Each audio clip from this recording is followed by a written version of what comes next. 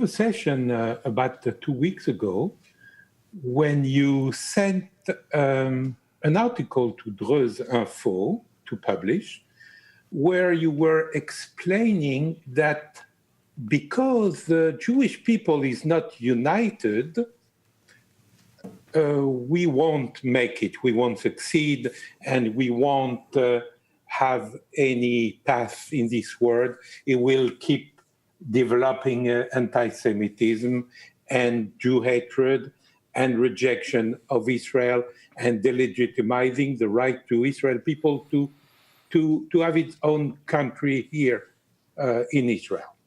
And I reacted to this opinion of you by saying that this is, to me, I see it as a weak point of view, as a self-hatred instead of what it could be. And starting from that, we decided to have a conversation about it. So before we start, I would like for my readers who don't know you and for your readers who don't know me, that we present ourselves. So be my guest, go ahead. Ken. My name is Michael Laitman. I'm 70 years old. And I've been engaged in the wisdom of Kabbalah for the past 40 years. I'm a doctor of the wisdom of Kabbalah.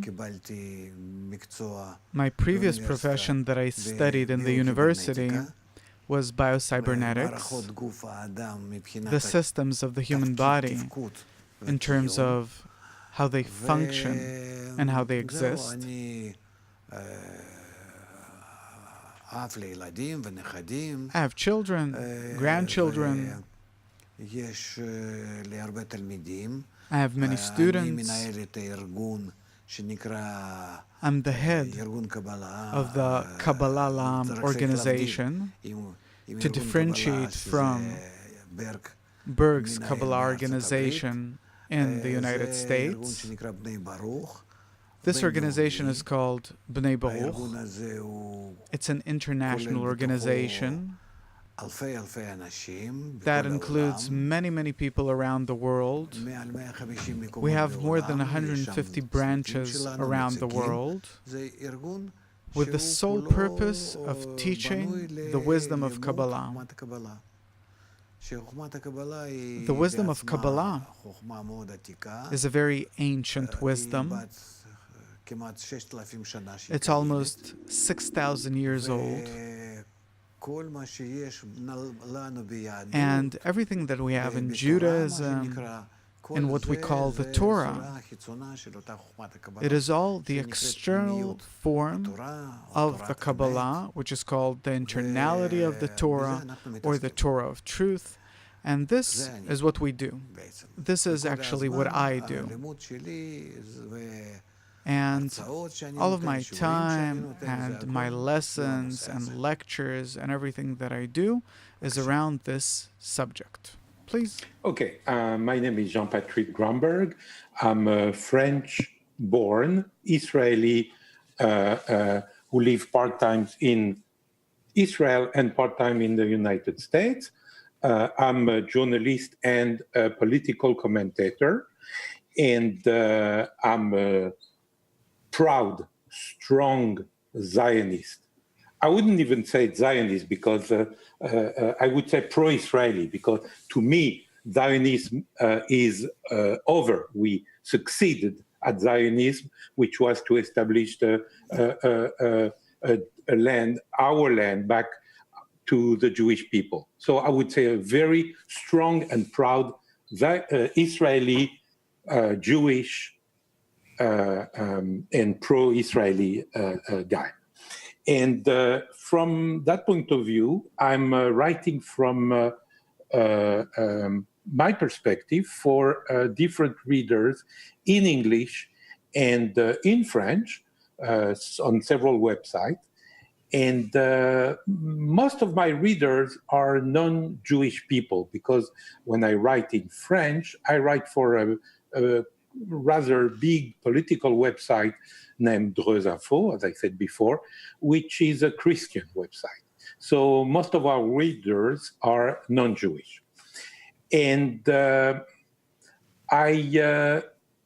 had a problem with your angle, and I was happy that we had this conversation, because I believe that we have the same goal, and with different angle, different view on the thing, and I'm sure that our reader will get material to think about, to build their own perspective from our conversation. And to start with, I'm going to start with something I heard you saying. I'm turning my eyes to my notes because I don't have a very good memory. I apologize for that. In your June conversation with Tuvia Tenenbaum, the author, and I love Tuvia Tenenbaum's work and approach, you said that to be a nation of people and unity, we need to be one heart. You said, how can we change them? How do we bring them to love themselves, to love each other? I don't see any other way to change the people than unity, the way the Kabbalah teaches you and you teach the Kabbalah. And I want to start with answering to this question that you left open to Tuvia Tenenbaum, which is, I don't see other way to change the people than unity. I have a problem with the concept of unity that you advocate, because in the real life, in the real nature of people, that the way I see it, I don't see unity. I don't see people wanting to be united. I see diversity of opinion. I see fight. I see ego. I see very different political view. And I see it as it has always been like that.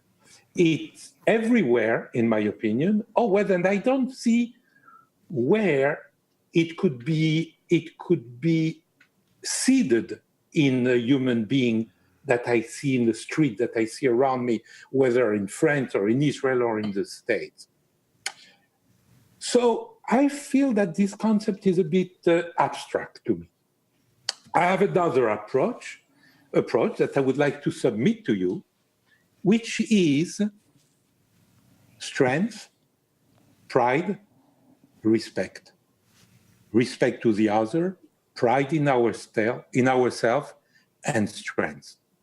Stop to apologize, stop to self-apologize, stop to self-hate, and fight the media, by the way. I have in my mind a constant light, which is a saying from Mark Twain, and it was in the late 1840s, something like that, where he reminds us that among all the people who passed, big people, great people, they all disappeared and we're still here. The European, who are, in my opinion, European continent is the most anti-Semitic country today, it's a young people. And it doesn't look like it's going to last any longer. And we're here. So this is where I stand. I think that we need to remind the Jewish people in Israel and everywhere that we are strong, that we have pride, that we were here before them, and that we cannot get lesson from them, but they could get lesson from us. Because we survived, we made it. They didn't. Go ahead. I was too long. Yeah. I hear you. And of course, I agree with part of what you said. I have a great love for the people of Israel, which is my people, and for the land of Israel, where I live. I've been through and I've experienced the different occurrences and events that the people of Israel have been through. I was very close to everything that has been going on here in the past few decades. I feel very much Israeli, and as a patriot, I believe in the power of the army, of the unity, in a way that I never surrender to liberals, to anti-Semites, and I lived among them for a long period of time, and I'm not shy to talk to them in a very clear manner, and even to explain to them why do they hate us. I'm very much of a fighter in this respect, but in an intellectual, intelligent way, meaning not simply shouting, protesting. But in order to understand why am I saying what I'm saying about the people of Israel, that they're to blame for what they're experiencing, and that the people of Israel themselves are to blame for anti-Semitism, and it is in their ability to change their situation in the world and change the world for the better altogether. Everything I say comes from the wisdom of Kabbalah that I study, from the sources of the wisdom of Kabbalah. When you start studying these sources, you start understanding that the people of Israel are truly a special people. It's not that we have survived for thousands of years and therefore we're great. We're not great. We were in exile for 2,000 years, being thrown from one place to another, truly being miserable. How many pogroms did we go through? How many times we were burned and so on? We're not great in this respect. We were simply saved from all of these states because we probably have a special role in history, because otherwise it's impossible to understand it. It's not that we're great heroes or anything. The wisdom of Kabbalah explains these things in a simple way. Maybe you also read about this in my articles. The wisdom of Kabbalah explains first of all about the people of Israel, saying that the people of Israel, it's not a people. There's no such thing as Israel. You can take a Frenchman and he'll convert into Judaism, and he will then be a French Jew. His origin will be French, but he became Jewish. Meaning being Jewish isn't something biological, meaning that there was some people with a common mother and father, and they developed and became a large group, and then they became a nation. No. To be Jewish means to belong to a certain goal, a certain philosophy. Just like Abraham gathered people in ancient Babylon, where all of humanity was in ancient Babylon about 3,500 years ago. He gathered those that wanted to come with him, and he called that group that gathered from all of those small nations that lived in Babylon back then. He called it Israel, meaning being aimed straight at the upper force. Yashar Kel. What is the upper force? Love and connection. And therefore he said, love another as thyself. This is the motto of my group. This is the motto of the people of Israel. This is what allows us to exist. If we become separated from one another, we disappear. And this is how we lived from the times of Abraham, who founded our nation, until the destruction of the temple that was destroyed due to unfounded hatred. And then we ceased to be a people. Jews, if they're not connected, it's not a people. And then we went into exile. And this is how we roam the world to this day, including now, after we already came back here to the land of Israel. We have received an opportunity to be in the land of Israel and to once again rebuild a people and a country here. Still, we're not connecting according to the rule by which the people of Israel have to be connected. Not like other nations, and we're not connecting. Other nations, they feel some kind of closeness, proximity, common blood. We are a compilation of many small nations that lived in ancient Babylon, and it's felt to this day. And it doesn't matter if we get married or don't get married to one another. This is how our inner gene is. And therefore we can run from Israel wherever, we don't care. We can live in exile, and we're living in exile today. And what I say is written in all the Kabbalah sources. And also in the Torah it says so. Love another as thyself is the great rule of the Torah.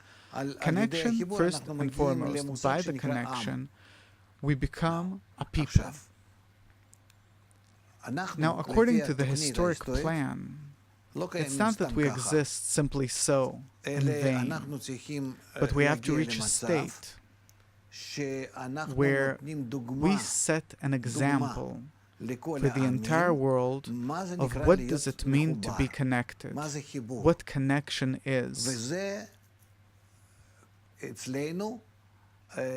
And this is our mission.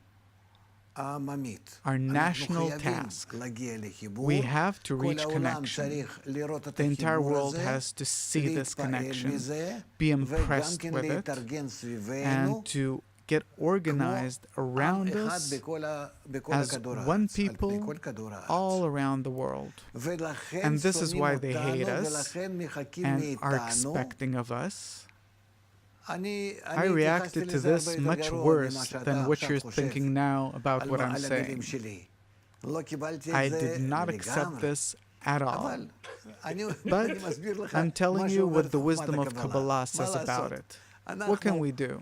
This is something that we have to learn. It is our philosophy that's been with us for thousands of years. And I'm talking about the sources. I can send you all of these sources in English and French. May I react to this? Please. In the 60s, early 60s, back in France, Israel was not center stage. It wasn't a subject. It was a marginal issue. And I remember the French anti-Semitic were criticizing us for supporting each other, for being united, for being one. And it's interesting because on the city hall front of 30,000 or more than 30,000 city halls in France, you have engraved in the stone the word fraternité, which means fraternity, brotherhood. They could not achieve their fraternity, and they saw in us that we would support each other, and they would criticizing us for that. I believe that the center of the Jew hatred is not that we're not united, it's jealousy. I have witnessed jealousy all my life against the Jews. I think it's a center of everything. And what do this item tells us from the French, who could not achieve the fraternity they so much believe in, that they printed everywhere, they were jealous that we achieved it, and they didn't.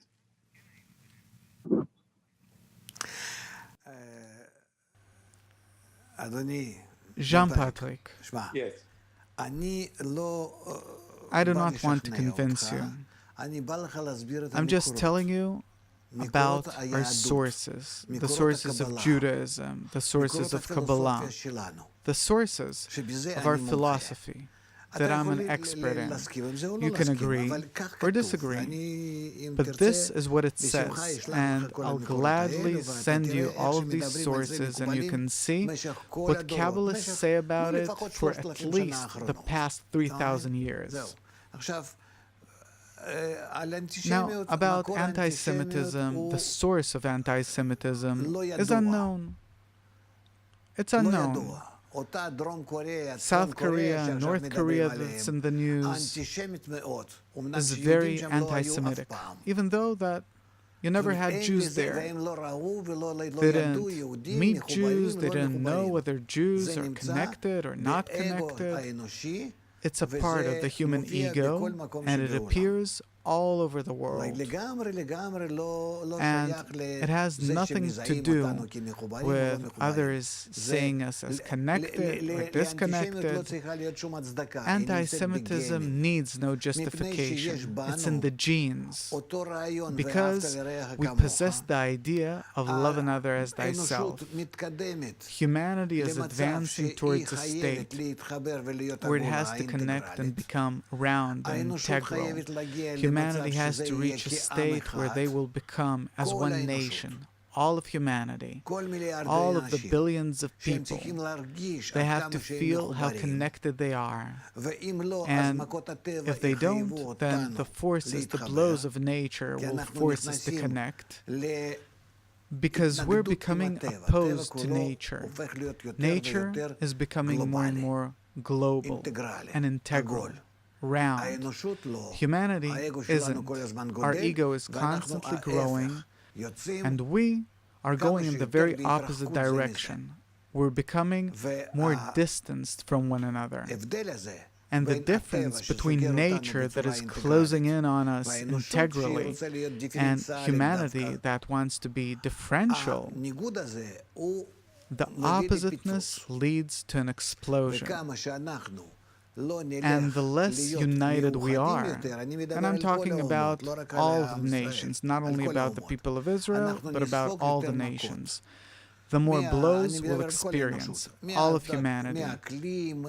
Natural disasters, problems, calamities, and so on. However, humanity does feel, whether you like it or not, humanity feels it, and will feel it even more, that the Jews are to blame for all of these problems. Why are they blaming us? You're saying that because we're connected. Where do you see connection? I don't see it anywhere. I don't even see it in Israel. You have 30 parties here, and the hatred. Look what's going on here. Look how people are driving on the roads, how people behave in parliament. It's terrible. We have a problem. We're the same gathering of people from ancient Babylon that have to show that it's possible to connect. And this is the example that we're not giving humanity. Besides this, we don't have to do anything. The moment we'd connect, we would have truly been treated favorably by everyone. They'd calm down and say, oh, now the Jews are doing good. And if we don't connect, if we don't give an example, what does it mean to be light unto the nations? That we have to be light unto the nations. What does that mean? To show them what? How is it possible to connect at a time that the world is becoming more and more interconnected, round, integral, and we're not letting them connect? I want to specify a few things. First of all, we agree on one thing. I don't want to convince you either. Sure. My conception, my goal is to have a conversation, not convincing, because I don't see a point in convincing. Mm-hmm. It's not useful. What's useful is to exchange, not for me, not for you, for our readers. That's the first thing. Second thing, different with you, I'm not on the right, I'm not on the left, and I'm not on the center. I have no opinion on politics. I have no political angle, no political position. I don't see politics. I don't like politics. I see people. I see human beings, and I examine every idea I get a hold on. I examine that according to my common sense, and I examine it to, can it bring something good to the people? Yes or no, wherever it comes from. That's one thing. That second thing. Third thing, there is this saying, one sees a glass half full and the other one sees the glass half empty. My whole life, I have never, ever seen a glass half empty. I'm still looking for it. And I hear you, and I heard Tuvia Temenbaum also, but I remember Dov Maimon, maybe you know his name, he's a French-born a guy, is exactly, let me find it for you, that's important. He had the Europe desk at the Jerusalem-based Jewish People Policy Institute. And he said to me and to other people recently, never in the history of the Israeli people have we been so strong. Never, ever. And this is what I feel. And this is what I feel. And I believe that we need to tell people to regain strength. You said unity, but we could be united, and weak. It's not impossible to be united and weak. Let's give me an example about ego. I believe that I've thought of it about ego. I've thought about ego for a long time, and I believe that we may have a superficial approach to the concept of ego. Why? Luckily for me, I have very little ego, so I can give my time to other and my men to other. But I have around me a famous person, who has a very big ego and is very good for Israel. Very, very good for Israel. Ego is not necessarily destructive, I start to think that it's like cholesterol. You have the good cholesterol and the bad cholesterol. Maybe we have a good ego and a bad ego. I agree. Besides one thing, to me, it's clear. I understand the source of anti-Semitism, and I know how can we diminish it and even completely turn it around into the complete opposite attitude towards Israel. I can agree on everything besides one thing. I know what to tell anti-Semites. I know how to explain to them why they hate us. I don't blame them for their anti-Semitism because it's rooted in nature, because nature is demanding us to show our unity and by that to become light unto the nations, to show to the entire world our connection. And everyone's looking at us and will look at us ever more meticulously.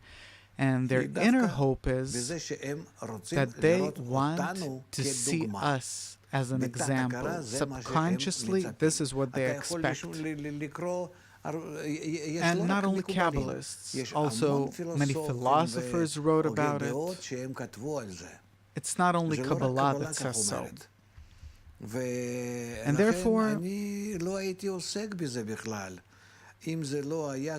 I wouldn't have even been engaged in it were it not so critical, in my opinion, and in the opinion of Kabbalists that wrote, and still write in our times. Even though that you think that we're strong, we're all very much dependent, almost 100% dependent on the nations of the world. We're dependent on everyone. And therefore, the wisdom of Kabbalah says, what do we have to do so that we'll still be dependent, but dependent on their goodwill, their good attitude towards us. And for this, we have to change the connections between us from hatred and separation to love. Because until we connect as one people, both in Israel, and for this we have to change the education and the education for Jews around the world, for all of us to feel that we all belong to one people. Till then, it won't change. We might experience more and more blows from the entire world, and things aren't going to become better unless we change. This is what the wisdom of Kabbalah says, and I can send you these sources. This isn't my opinion. This is what all the Kabbalists, all the Jewish philosophers throughout the generations think. I have all of these sources. My intuition tells me that people of the world, and the Anti-Semitism in particular, they don't want us to be united. They want to destroy us. They want us to fail. And my common sense tells me that if we are strong, we will be respected. If we are united doesn't necessarily say strength. And I'm not sure, besides the fact that I don't believe we can be united because people are so different, I don't believe that it projects a message of strength. I believe that we have to stop apologizing. I believe that we have to stop being defined by the others. The other can say whatever they want. If we rejected it, if we don't accept it, they keep it to them. It's doing like in psychology, you put a mirror in front of the people and you give them back their accusation. And you said, I'm sorry, but what? You're telling me that I'm a brunette? I'm not. You're wrong. So this is how I see it. You're right about everything besides one thing. You have no remedy for anti-Semitism. You have no remedy for hate. And on the horizon, you can see only worse and worse things, that the entire world is turning against you. What remedy do you have that in the meantime you can calm yourself down? I haven't. You're absolutely right. But at the same time, I'm not sure that your view is a remedy. Maybe there isn't a remedy. Maybe we have to live with the concept that it's gonna be like that all the time, and we have to be very strong so they cannot touch us. How can you be strong? You can't be strong against the world. And from day to day, the world is becoming worse and worse. You know what's going to happen tomorrow? The UN can say, just like we decided to establish the State of Israel, we take it back. We see that it was wrong. It's not good. And we're passing a resolution to revoke the State of Israel. All in all, it's a UN decision. And what are you going to do? And the whole world will say, yeah, 200 countries. They'll say, yes, in favor. And what are you going to do? So I'm saying that we have to learn from their hatred what is our special role. In that hatred, at its source, we can see what can we really do.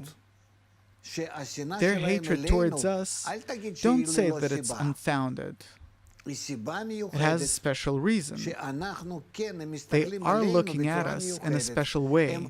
They want to learn from us. But there's nothing to learn from the way we are right now. And the world is lacking just one thing, and from day to day, more and more. connection and unity by which we will become more compatible with the global general nature. If you want, I will send you the sources, and if you wish, we'll talk again. Thank you very much. I'm very grateful for this talk. The main thing is that there will be peace. Thank you very much. Absolutely. Be well. Goodbye. Thank you very much.